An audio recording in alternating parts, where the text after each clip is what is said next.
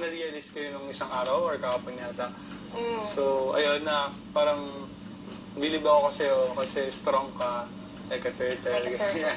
Kasi, di ba, ang daming nangyari sa'yo dito sa loob ng bahay, yung mga rap battle, yung mga pinakamahalagang task, yung mga insta-save, pero kinaya mo mag-isa. Minsan, siguro nararamdaman mo na mag-isa ka dito sa bahay. Pero nalulungkot ka, nakikita ko naman sa iyo. Pero ang tibay mo, kaya na-realize ko na ang tibay pala ni Jane, ganyan. Na okay lang lahat naman tayo dito, meron tayong imperfection eh.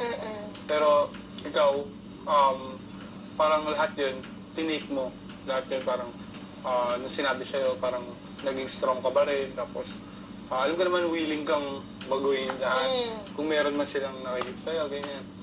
Tapos yun, believe lang ako sa'yo kasi ang strong mo talaga, sobra. So, parang sabi ko, ngayon kilala ko na si Jane sobrang strong niya. Kaya sinasabi ko sa iba na parang si Jane, ang strong niya, believe ako sa kanya. Like a turtle. Oh, like a turtle. Siyempre, it's part off from you. Oo.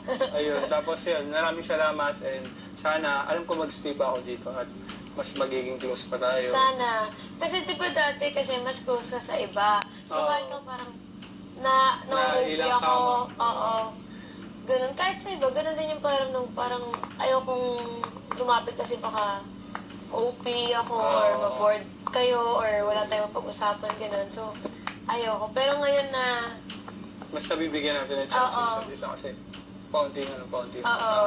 So, diba? So, mas nakakatuwa gano'n. Nakakatawa Mas nakikilala mo ako, diba?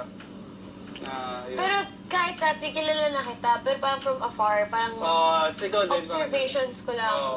Ganun, pero hindi yung as in, si Fifth ganito. Kilala ko siya personally. Hindi. So, yun, na-appreciate kita na nagawa kayo katagang hindi kailangan ng paramihan ng kaibigan, ng paramihan ng napatunayan na ba? Diba?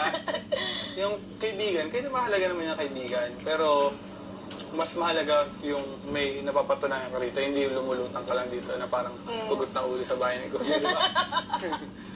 So, yun, salamat. Isa ka sa mga taong nakikita kong hindi safe, talaga nagpapakatotoo ka. Minsan, you can be rude sometimes, pero minsan sa mga task, kailangan mo talaga mag-iba. Kasi may mga malalaking personality, malalaking mga tao na kailangan kaya sila salita ng salita. Kailangan mo rin magsalita. Yun yung natutunan ko nung Lapis Task na kailangan ko magsalita. Kahit anong mangyari, magsasalita lang sa task. Yun, ganun tutulong yung ako. Kasi pag hindi ka rin nag-step up, walang mangyayari. So yun. So at least alam mo sa sarili mo na hindi ka rude kung paano mo sinabi. Gusto mo lang tumulong. Yun lang. Kailangan lang intindihan. So, kaya naiintindihan na kita. Dati, hindi kita maintindihan, hindi kita magets. Pero ngayon, naiintindihan na kita, naiintindihan ko na ugali mo, naiintindihan ko na strong ka, gano'n.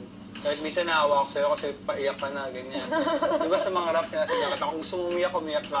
Kasi ako gano'n ako eh, pag iiyak ako. Ako ayoko pinapakita kasi parang feeling ko, baka sabihin, ay, ano siya, weak, ganyan. Oo, weak. Hindi, yung crying naman hindi siya sign of weakness. Or parang papansin, parang gano'n.